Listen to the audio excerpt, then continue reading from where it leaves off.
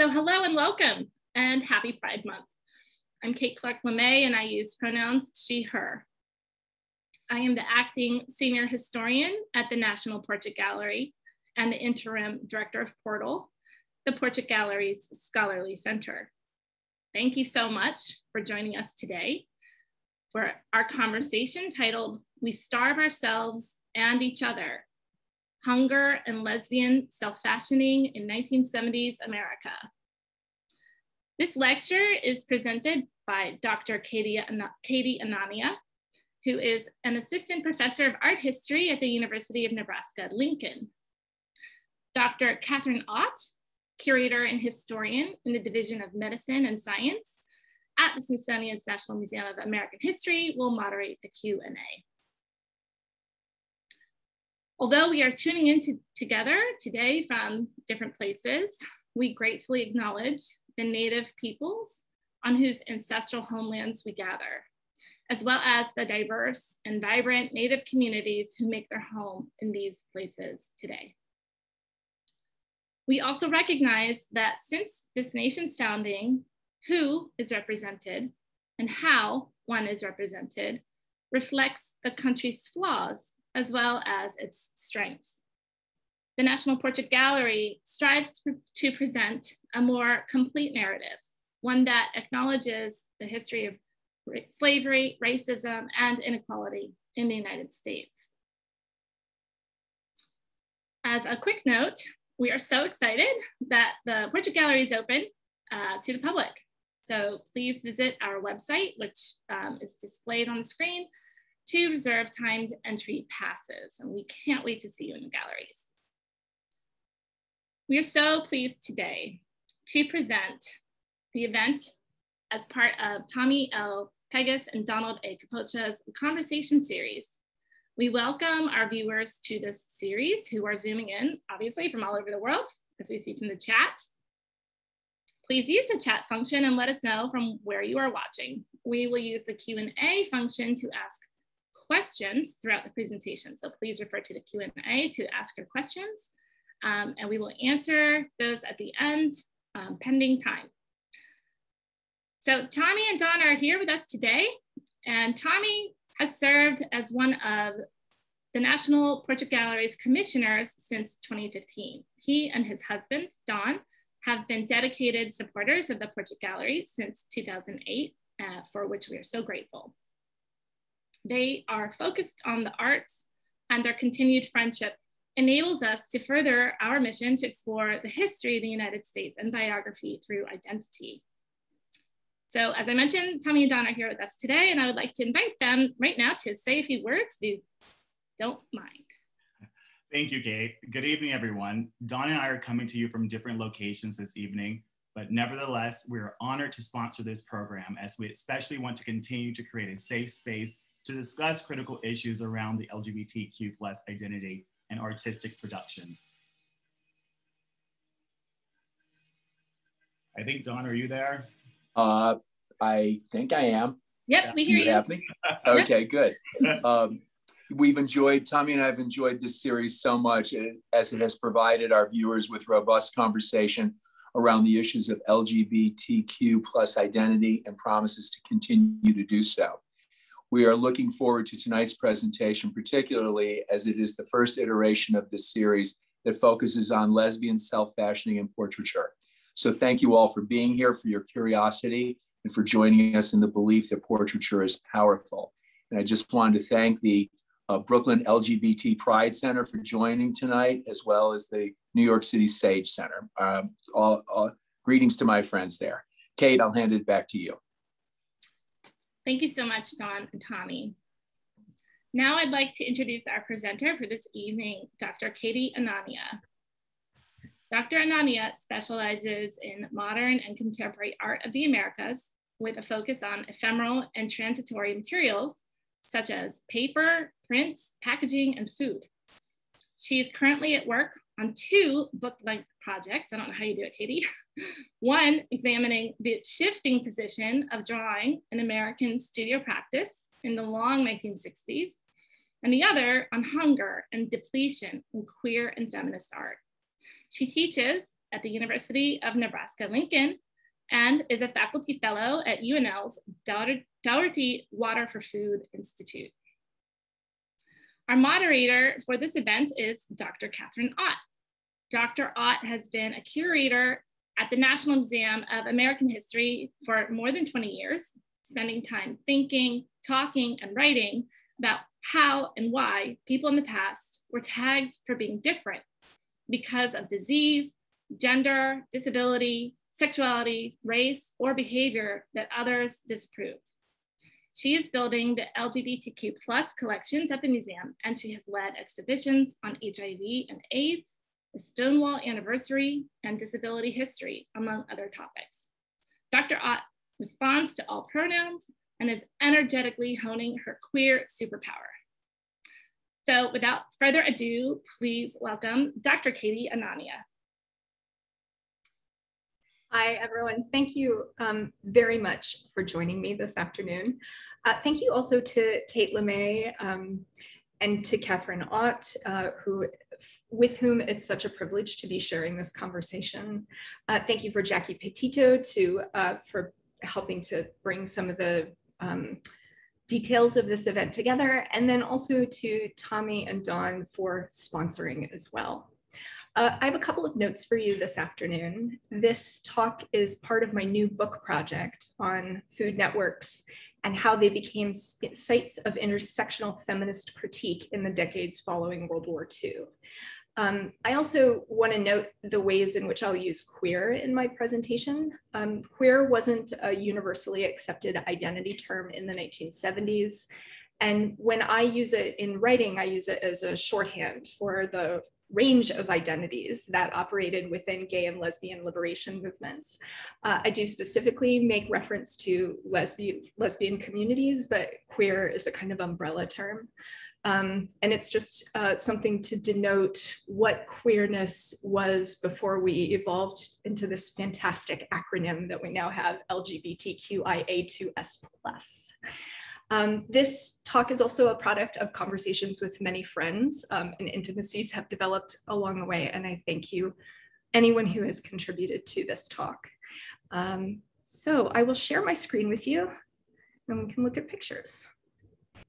Here we go. All right. Great. On October 12th, 1979, over 600 people gathered in a hotel ballroom next to Howard University in Washington, D.C. to begin the Third World Gay and Lesbian Conference. The event's keynote speaker, Audre Lorde, addressed the crowd, a crowd that fit the then expansive and now archaic definition of Third World in the late 1970s. By this, I mean LGBT Black Americans, first and second generation immigrants from Latin America and the Caribbean, people of color from Mexico and Canada, and many more identifications. Most of them would join 100,000 more queer people of color and their allies the next day at a historic march for gay and lesbian rights on the nation's capital, to demonstrate in public the commitments of Black and brown queer identified citizens on American soil. And the picture you see here by Joan E. Byron of Audre Lorde is actually taken 3 months later. There are not many archival pictures of Lorde at this conference, but you can see what she looked like. One line in Lorde's speech referenced Washington, D.C.'s local history as a Jim Crow region, and mapped queer histories, both past and newly emergent, through the inviting template of dessert.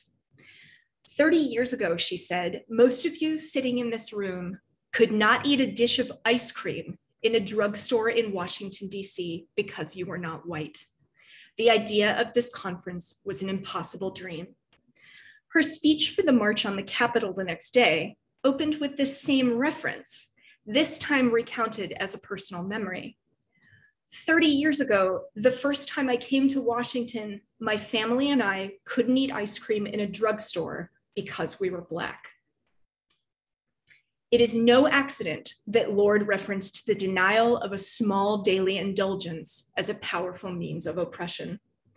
ice cream at a drugstore, what could be more innocent, was an irrational but nonetheless lawful ground for separation in the public sphere in the Jim Crow South, and had only been made to include all customers a mere 14 years before.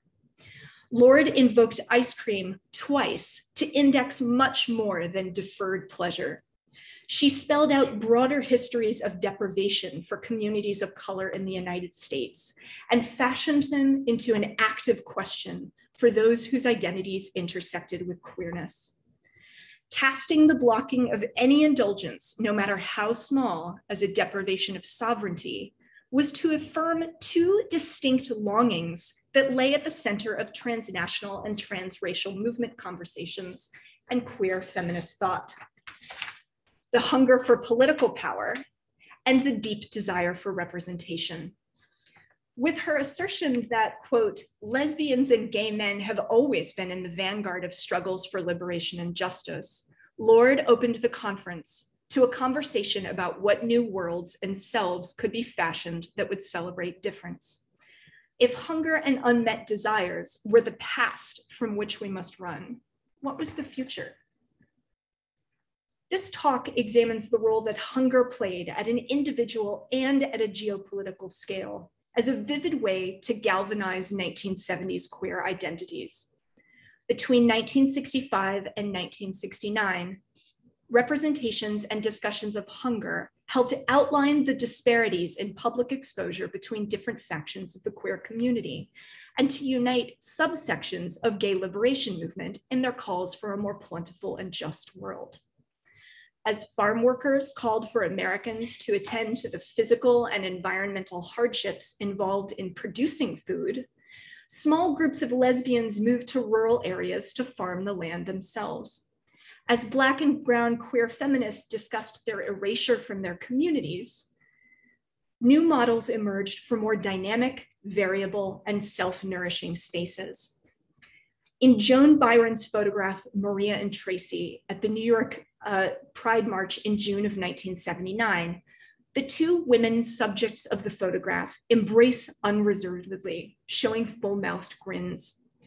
They wear promotional buttons for the October conference that Lorde would keynote, stamped with dates 4 months later, along with the phrase, "as proud of our Blackness as we are of our gayness," signaling both an ecstatically visible present and a future yet to come.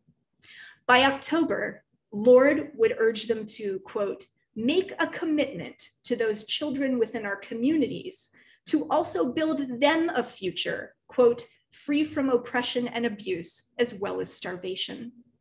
Like the social programs instated by the Black Panthers a decade earlier, Lorde's rhetoric placed intellectual resources on the same plane as bodily nourishment, crystallizing for her listeners what Hortense Spillers has called, quote, a theft of the body, a willful and violent severing of the captive body from its motive will, its active desire. Her appeal was deliberate. Just 2 years earlier, Lorde had been an invited guest poetry instructor at Free Space, a women's writing program at Rikers Island Prison in New York. The inmates there had only received permission for the program to proceed after carrying out a hunger strike together, which lasted an unprecedented 6 days before prison administrators forced inmates to eat in solitary confinement. With numerous forms of agency on her mind then, Lorde looked out at the crowd and exhorted them to pay attention. While they had fought for and won some measure of a presence at the table, young people of color still remained physically and culturally malnourished. Quote, the children of our communities are being socialized to accept the many forms of their own death, eating poison, reading poison, and learning poison, she said. Gay and lesbians of color needed to come to their communities as figures of care, wrapping incendiary revolution inside the tender arms of nourishment and protection. Lorde was just one of many activists to put hunger to work in 1960s and 70s revolutionary movements. To feed the hungry was an important ethical act. To embrace hunger in a hunger strike was a gesture of radical presence. Hunger and starvation show up frequently in cross-racial queer feminist art and literature of the second wave, not just as a geopolitical peril, but also as a metaphor for sexual deprivation and longing. Take Lorde's 1978 poem, Woman, which I'll read here in full. I dream of a place between your breasts to build my house like a haven, where I plant crops in your body, an endless harvest, where the commonest rock is moonstone and ebony opal, giving milk to all of my hungers, and your night comes down upon me like a nurturing rain. Woman shifts our attention to the private space of the body. The narrator's lover's flesh offers unparalleled abundance. The erotic act of nestling within the body and satisfying all one's hungers in it is a political gesture that spoke to the anxieties and aspirations of feminism and Black radicalism simultaneously. As Lorde also mentioned in her 1979 speech, communities of color risked starving as well as being cannibalized, being eaten, while feminists at the same moment were imagining parts of the female body, such as the uterus or ovum, as self-nourishing universes apart from the exploitative dynamics of an industrial capitalist patriarchy. In the 1970s, when discourses on women's liberation began to make their way into public discussion as well as queer liberation, queer women's concerns about their invisibility sat uneasily alongside broader calls in multiple factions of the women's movement for unity. Such calls located femininity within specific places such as the kitchen or the bed, or mapped it across possibilities for specific body parts, such as the clitoris, the mouth, the uterus, or the ovum. And by the way, I have a number of these articles that do that, and they're all fascinating. The lesbian body was simultaneously invisible and everything. The Chicana writer and activist Cherry Moraga has called lesbianism a, quote, tactile reminder of the silences that continue to govern queer lives, and wrote that, quote, I had known for years that I was a lesbian, had felt it in my bones, had ached with the knowledge, gone crazed with the knowledge, wallowed in the silence of it. Silence is like starvation. Don't be fooled. It's nothing short of that, and felt most sharply when one has had a full belly most of her life. When we are not physically starving, we have the luxury to realize psychic and emotional starvation. It is from this starvation that other starvations can be recognized. If one is willing to take the risk of making the connection, if one is willing to be responsible to the result of the connection. We might attend to this kind of deferral, of this hunger for representation, as a driving force for reorganizing one's models for self based on what was around, what was available. In cell biology, this is known as autophagy. It's a self-devouring process that happens when an individual cell is deprived of nutrients. Far from destructive, this process is integral to an organism's nourishment and renewal. As self-nourishing organisms, hungry lovers, famine-stricken mothers, and animals made their way into lesbian visual culture and poetry, they helped queer women to reimagine models of abundance, often after having lived heterosexual lives for decades. They had to grow a model of self that did not exist and often sprung from treacherous terrain, a kind of abundance whose future had no clear template and required an alternative conception of plenty. This focus on longing challenges the tendency, popular even now, to link visual cultures of queer selfhood, like selfies or lesbian TikTok, like you see here, with narcissism. Hunger and the survival skills that resulted from it generated an entirely new relationship to selfhood.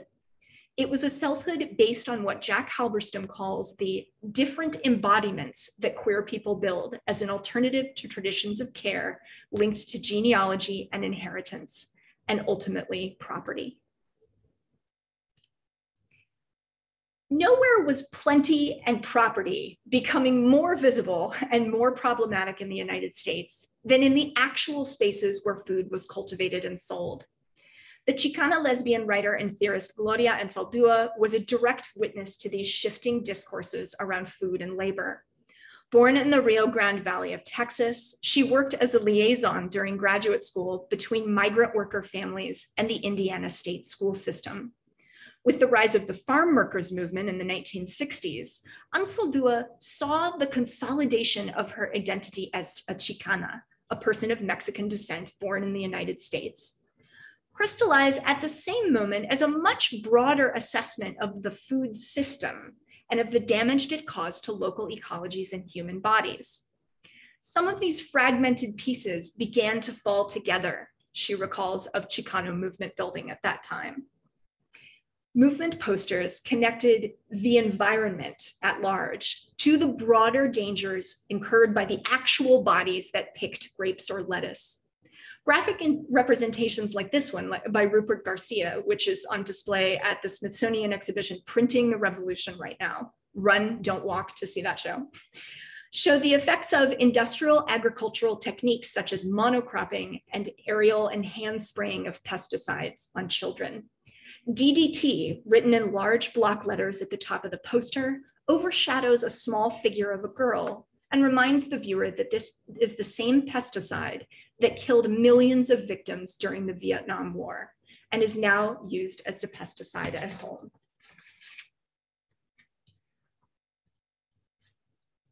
The rhetoric of the farmworkers movement stressed the ways that the food system burdened the bodies of poor, migrant, and undocumented workers. Public conversations also emphasized that these burdens served as a source of strength and that they created within workers a drive to create change. Quote, "The system has imposed hungers on us, and now we hunger for justice," Chavez and his collaborators wrote in the plan for the first Delano grape strike in 1965. Quote, "We draw our strength from the very despair in which we have been forced to live." Some mass media publications showed agricultural workers' collective displays of agency, capturing their refusal to take part in extractions of land or body, and rendering them as active forces rather than invisible or passive victims. This photograph shows the pickers in the act of walking off the land, holding bold black signs emblazoned with the word huelga, Spanish for strike, disrupting the romanticized pastoral images associated with farm work. As the workers walk off the field, controlling the space instead of the other way around, they reject the ethically bankrupt system that uses both bodies and land as resources for the taking.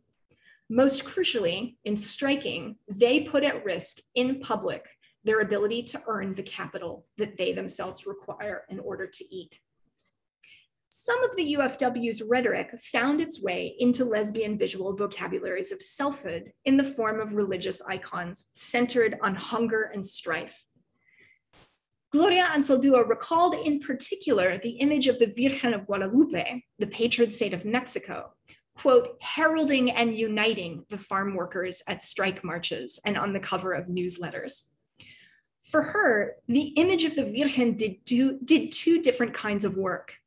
As a symbol of the determined power of indigenous peoples who had been conquered by Spanish-speaking Europeans in the 16th century, and as a memorial of their, quote, physical and psychological devastation after conquest, a devastation that was ongoing. But it was not this historicizing invocation of the Virgen on strike banners that compelled Saldua most. She was, in fact, skeptical of the ways that the early Chicano movement privileged nationalism at the expense of diversity. She wove the long history of the Virgen's capacity for intercession into her own memories of being excluded from Chicano culture because of her sexuality. The Virgen and the experience of labor activist work helped her to parse a nuanced connection to the agricultural regions that she called her home. As Saldua put it, the use of multiple images and female figures in indigenous religions and Catholicism was faithful to what she called the fragmented nature of Chicano identity, as well as the racelessness of lesbianism. And racelessness was her term. It was quite imaginative and very metaphorical, and I'm happy to talk about this more later. To pay tribute to the complexity of her own memories and symbols, she wrote about practicing a form of selective starvation, which she looked at as an imaginative way to remember her past and used it to negotiate her own sense of self. During meditation sessions, she would concentrate on images and memories, assembling them in her mind in order to feed and starve her own identity at will. Quote, "I am the dialogue between myself and el espíritu del mundo," she wrote later. Thinking deeply about symbols of food and nation gave her control over how she would cultivate her sense of self. The farmworkers' strikes and boycotts were a national and intersectional call for third world solidarity. Their influence spread to small groups in urban spaces. This picket outside a market is from Brooklyn, and the advertisement on the left spread to an anti-war magazine in Washington state. And their influence also spread to small groups of mostly urban lesbians who, in considering the damage that modern farming did to the environment and to workers, set out to form rural collectives on their own. These photographs of Rootworks lesbian commune in Oregon show self-taught queer urban farmers fashioned a life for themselves based on their own templates for satisfaction. This included participation in community action. Note the photograph on the wall here that depicts the march to protest the murders of Black women in Boston of 1979, which says, and I don't know if you can see this type, it says, third world women, we cannot live without our lives. We will fight back," which shows solidarity with this notion of the third world that was inclusive and included Black women. It also included food that they produced themselves, independently of exploitative capitalist systems, as well as community building rituals that reflected the erotic lives of lesbian identified women. The lesbian poet Adrienne Rich reflected these concerns in her letter to the editor of the magazine The Nation in 1993 after Cesar Chavez's death. "Farm work," she wrote, "continued to be erased, and with it, the histories of the farm workers movement." Quote, "I live in a part of California where agribusiness fields, Brussels sprouts, strawberries, artichokes, stretch for miles along a scenic route enjoyed by tourists and vacationers. In those fields, small figures in a vast landscape, men and women in rows, stoop season after season, coulting and harvesting, their bloodstreams under attack by pesticides, their living conditions substandard and overcrowded, their bodies used as machines, their language and culture misprized. It takes a stubborn self-respect, initiative, and courage for people to create and sustain a movement for change in conditions like these. Ordinary, extraordinary strengths and intelligence.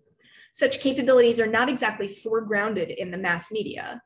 We are not asked to recognize the heroic dimensions of such lives."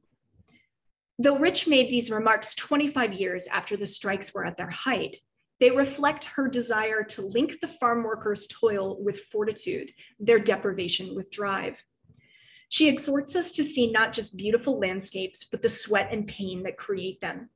And in so doing, brings forward the issue of privilege that became more visible during conversations about systemic oppression. Feminist activists knew that resources were distributed unevenly and that this affected other people's lived experiences, sometimes rendering them invisible and unable to speak. If a person's background afforded them more plenty and privileges than others, how might we all begin to approach these disparities? The farm workers movement is what set off a large portion of these conversations. So also did essays on race and labor, like Angela Davis's Reflections on the Black Women's Role in the Community of Slaves. They cropped up either in full or as short quotations throughout lesbian publications in the early 1970s as a challenge to Black revolutionary movements of the 60s that had privileged masculine experience. Here, a 1972 issue of the Lesbian broadsheet, Echoes of Sappho, discusses the unique challenge of interpersonal relationships between Black men and women in the Black liberation struggle. The whole spread gives form to Black women's invisibility, first by using imaginative drawings, and also by quoting Davis's thoughts on the physical toils of slavery. Quote, the alleged benefits of the ideology of femininity did not accrue to the enslaved woman. She was not sheltered or protected. She was also there in the fields alongside the man, toiling under the lash from sunup to sundown. So you can see how there's a sense that within these questions of femininity also lie what exactly has historically been expected of women, or women identified individuals. Audre Lorde's poems and letters reveal additional models for queer Black feminists confronting racialized violence, especially her vivid and imaginative references to eating. She turned many times in this period to the animal kingdom or to the natural world for adaptive models to navigate and process personal, political, and planetary traumas. The dragonfish, for instance, is a recurrent motif in Lorde's poem After Images of 1980. This is a poem written to process pictures, specifically images of the murder of Emmett Till, a 15-year-old Black boy who was brutally beaten in 1954 after a white woman accused him of wolf whistling at her. This story broke during the year that Lorde turned 21 years old. After Images focuses on the flood of news images and media stories that accompany moments of violence, many of which gave backdrop to the 21st year of her life. And I'm quoting here, however the image enters, its force remains within my eyes, rock-strewn caves where dragonfish evolve, wild for life, relentless and acquisitive, learning to survive where there is no food. My eyes are always hungry and remembering, however the image enters, its force remains.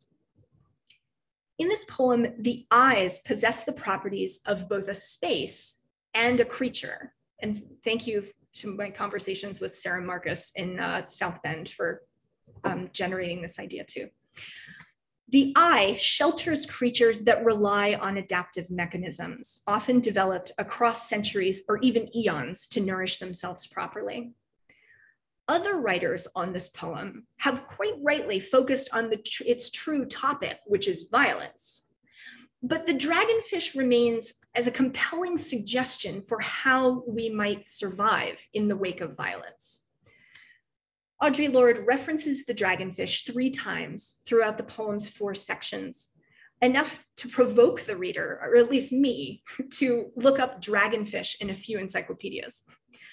Lorde's model for the dragonfish might have been found in the popular 1974 reprint of the German naturalist Ernst Haeckel's Forms in Nature, originally published in sets of 10 between 1899 and 1904.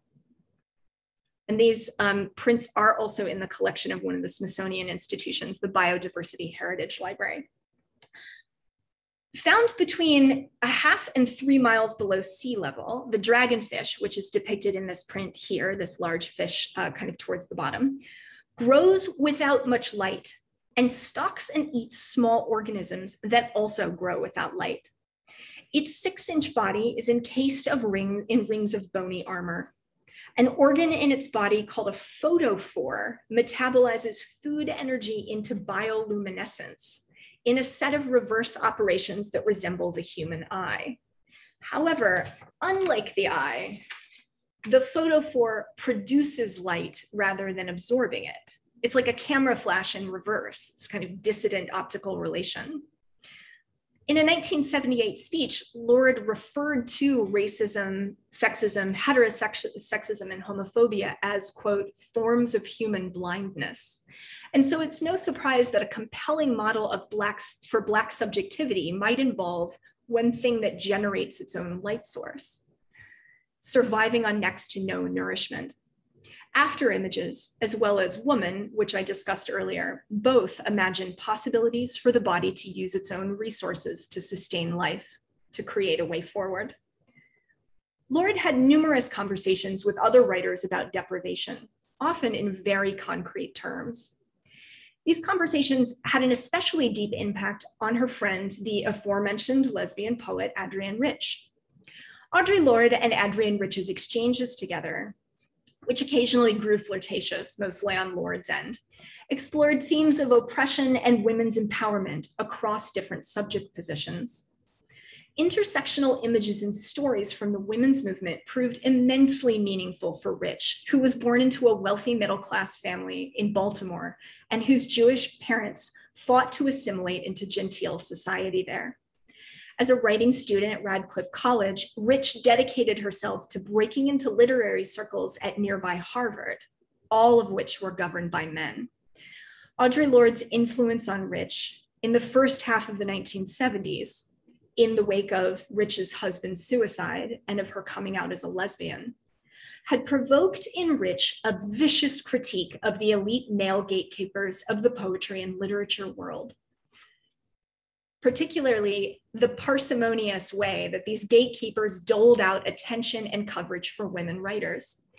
When the American Poetry Review published her photograph on the cover of their January 1973 issue, it was their only cover photo of a woman in decades, of a woman poet in decades, Rich became even more frustrated with the lack of sovereignty that women-identified writers had, and with the gender tokenism in the elite literary world, with how few resources were at hand to support women writing their own experiences.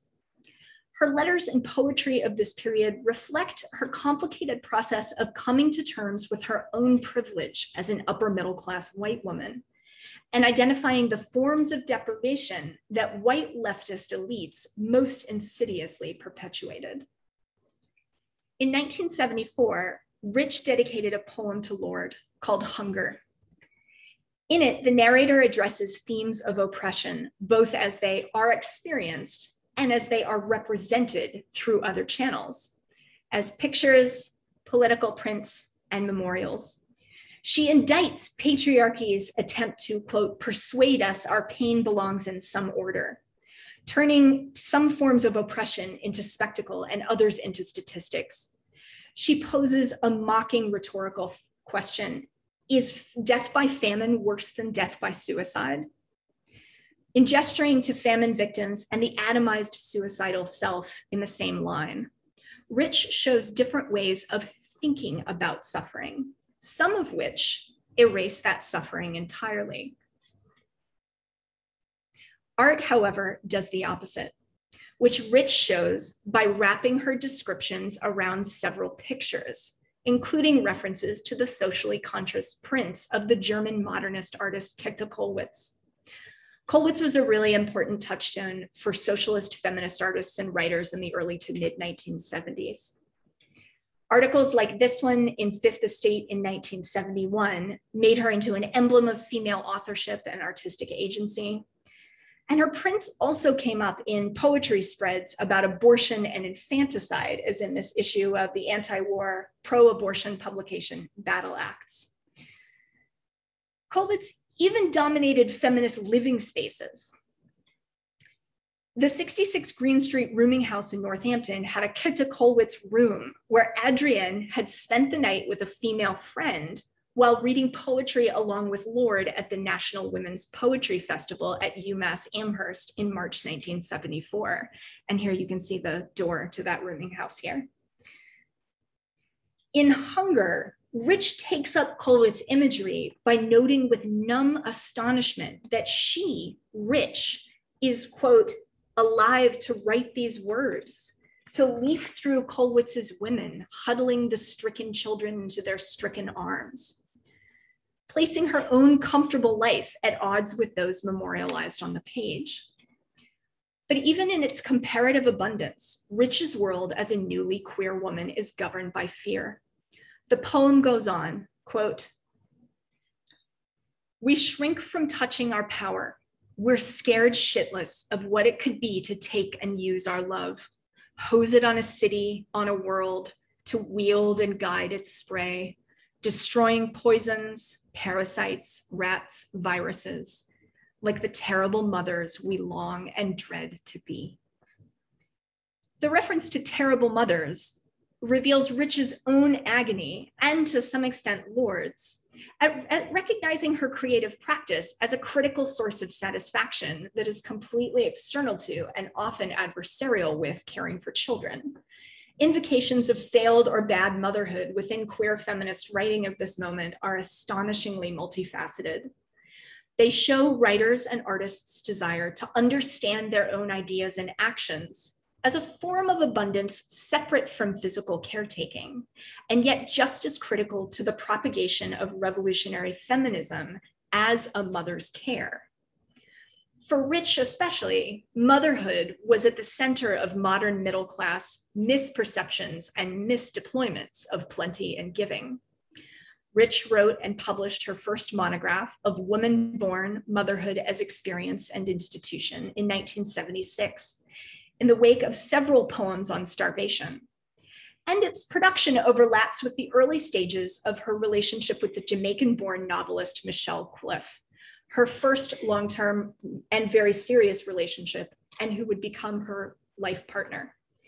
Finally, at a distance from the restrictions and manners of heterosexual married life, she turned her attention to unraveling the myths underpinning visions of bodily fantasies of contemporary motherhood, writing from, as she put it, a whole part of myself that was for years stifled and in abeyance.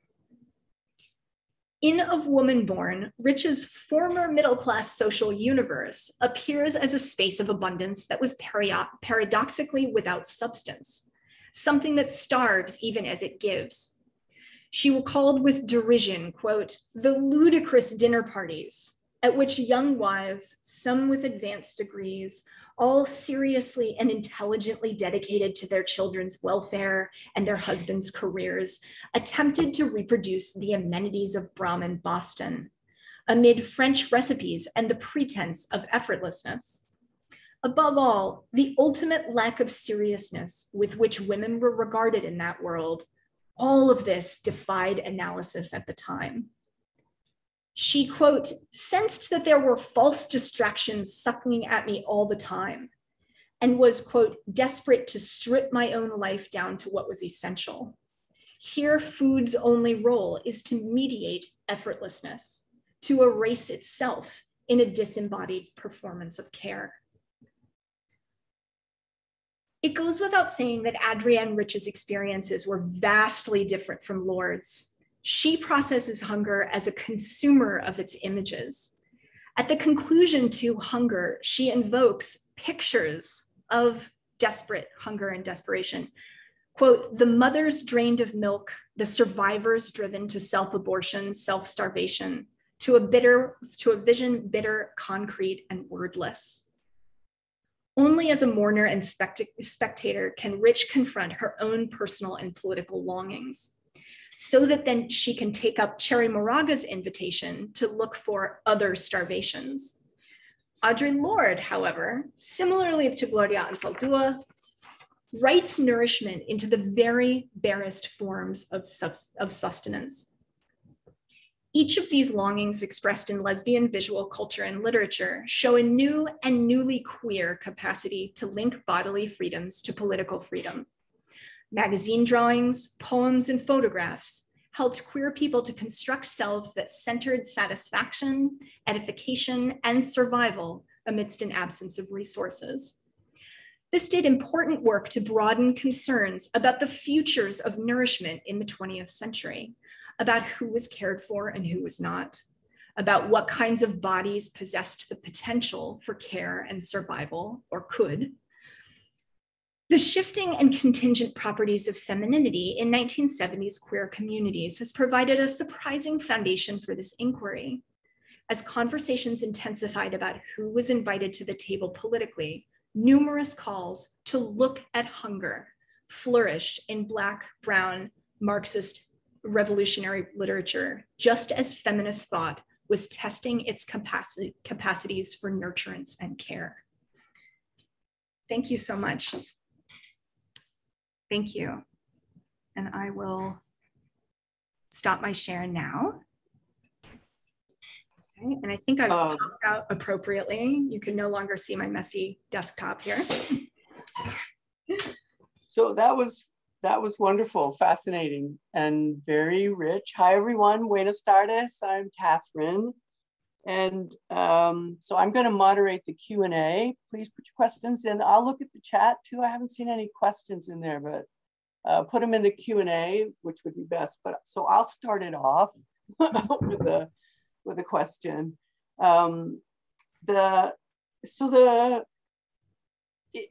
Lesbians are known for eating each other. If you know what, you know that there's exploring each other with their mouths and tongues and their teeth, and it's nourishing. Mm-hmm. And so besides the Audre Lorde poem, did you find instances of nourishment amongst women that devouring in a way that was nourishing? Yeah. Yes, absolutely. And some of the publications that I highlighted were either special issues on women's sexuality, which linked kind of the physical extensions of love between women-identified individuals to this theme of orality, and that grounded those explorations in the mouth. Or there's this tendency to imagine body parts, as fertile spaces for growth. And so it's interesting because even as, the mouth possesses this like intuitive potential to explore and to satisfy itself, there's also a strong sense that like other cultivations happen around the body. And this was a little strange for me to sit with because, I think there's a tendency among like 21st century queer theorists to want to problematize this as essentialism, as something that repeats over and over again the mandate to kind of have a woman's body. But it does lie next to, if you will, in Echoes of Sappho in particular, in Amazon Quarterly, in a lot of these East Coast magazines, there are a lot of references to that, absolutely. Well, you're getting a lot of love in the chat. Fabulous, wonderful, rich, people love you. So that's good. And there's a question from Mel Plout, sorry if I'm mispronouncing, but who's asking to hear more about the lesbian farm communities and how they might have influenced or been influenced by broader agricultural farm worker movements.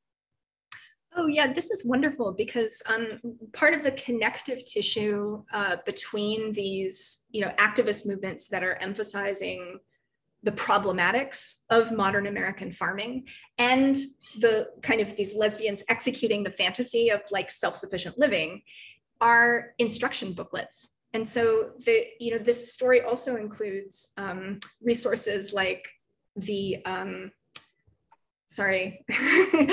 the Whole Earth Catalog, which was a really important kind of index for these urban lesbians, none of whom really knew how to farm. I mean, the interviews that I've had were with people who were arriving at these practices as complete amateurs, who possessed a sense of great enthusiasm about rejecting these like modern processes that just ended in wholesale poisoning of entire populations. And so, the regions where this tended to happen the most are in Northern California, like the space right between San Francisco and Portland. There were several really well-known encampments. And so the themes around nourishment there are intrinsically tied to not just how do we want to eat, how do we want our food system to be, but also how do we create a world that avoids this kind of exploitative model entirely? How do we create spiritual mandates for working together and supporting one another? And the results were really mixed. I mean, there were parts of these lesbian separatist societies that involved a lot of infighting. People didn't always get along, but in general, they were so connected to attending marches, like driving out to these urban events and connecting with other lesbians, going to writing workshops, for instance, that the idea of like political sustenance was immediately connected with physical sustenance.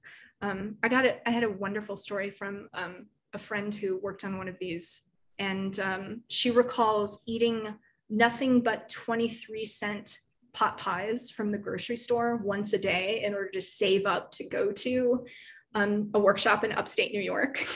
And so, you know, so I really enjoy this notion that, you know, that it wasn't really this unproblematic abundance that everyone was reaching for. It was a kind of selective, a selective set of starvations and longings that you were trying to satisfy. So I don't know if I'm going to need my pithy questions because the chat, the Q&A is starting to heat up. But I will make one observation, which you may know already, but Ernst Haeckel, whose book you showed, was also a really hateful eugenicist and created hierarchies of racists and other things, which is sort of ironic with if it was an inspiration for Audre Lorde, and she probably knew this about him because she was such a deep thinker. But anyway, that's like wild. Yeah, there were a lot of very surprising, I think, I'm thinking of someone like Helen Diner, who was the Austrian kind of radical feminist scientific theorist who began writing about like matriarchal models for biology in the 1930s.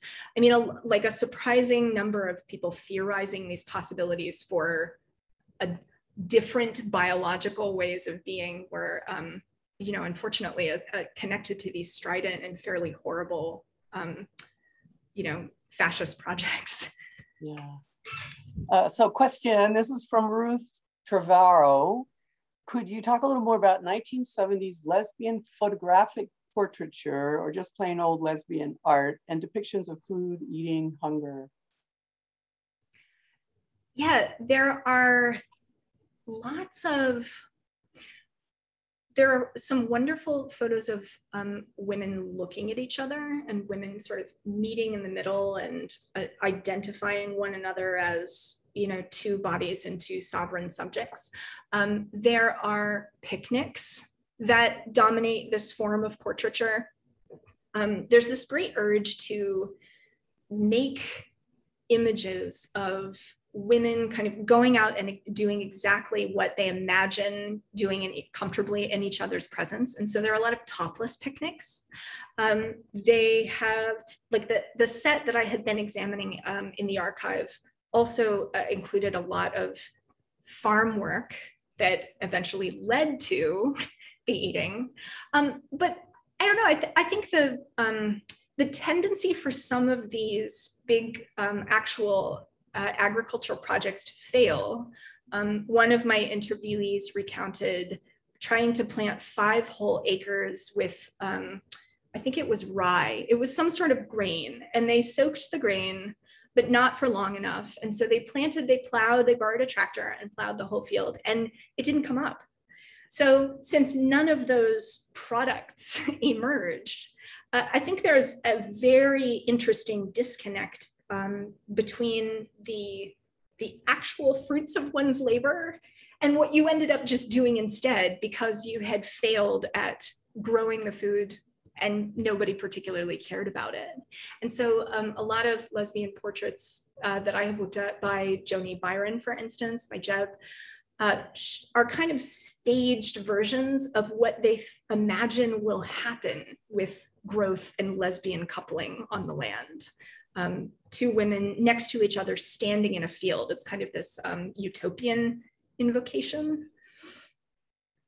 So it's it's an interesting range. So this isn't a question, but from Bonnie Morris, she's reminding us of all of the boycotts against brands that lesbians have spearheaded, but that not really a question, but she wanted to remind us of that. So Andy Campbell, who also loves the talk, has and he especially appreciates all the archival material that you shared with us. So, and he asked, could you discuss this talks? I'm guessing he, I'm sorry, I'm gendering you and I shouldn't, but could you discuss this talk's relation to the other topics, temporalities you'll be covering in the book, which is like the next question, which is how does this fit into your larger book? Yeah, I'd love to. I just though got a note in the comments from Joan Byron, the photographer with whom I've been writing and examining some materials on, who corrected me, and thank you, I misspoke. Joan, Jeb, you say you never staged anything, and that is of course true. So I think the kind of utopian character of some of these scenes might be a little bit anachronistic, right? I might be looking at these, continuing or compelled to continue to look at these things as visions of possibility that, in kind of an exciting way, were apart from the, little mistakes and everyday failures of actual farming. So, and yeah, you say that I think they were aspirational, and I really agree. So, okay, the book. So far, what I'm interested in exploring in the book is this broader understanding of food systems as inherently problematic because they generate selective forms of plenty. So what I'm noticing, especially in research of this early chapter on queer formations, is that conversations about food make feminism much more hemispheric than it might otherwise have been. I think a lot of historians are starting to break down that divide between geographic distinctions between Latin America and the United States. But what I'm showing is that food was a surprising kind of grounds for critique and connecting with and building this kind of third world solidarity that so many of these feminists desired. So one of the pieces of the book that I'm looking seriously at is our revolutionary project in Chile, for instance, that involves seizing milk trucks and giving powdered milk to children. These are radical works of performance art.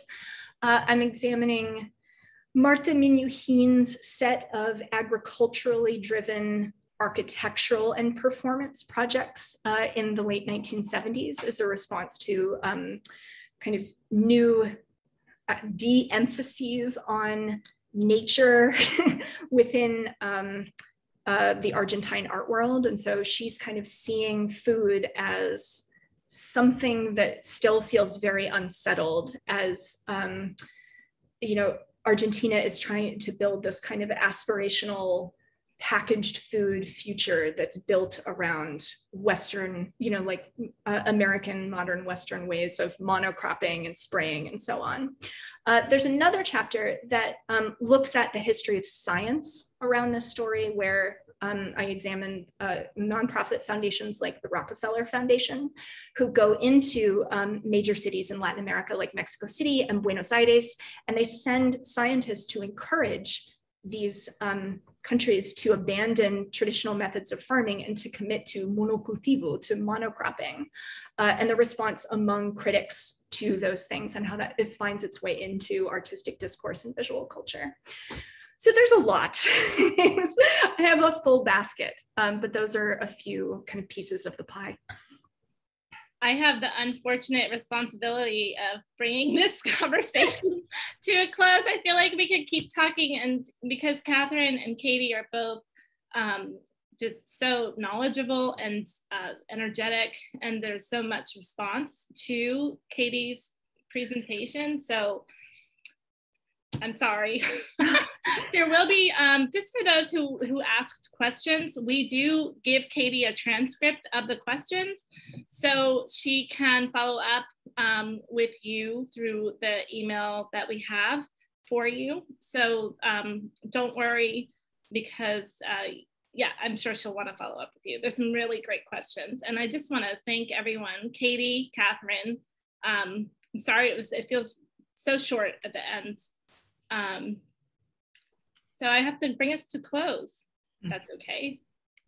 I would like to invite you all to join us again on Tuesday, July 13th. I put it in the chat because Katie actually featured one of the prints that's in the exhibition at SAM And we're going to be talking with the curators of Printing the Revolution, E. Carmen Ramos and Claudia Zapata. So it was just a nice link, and I put that exhibition in the chat for you to see.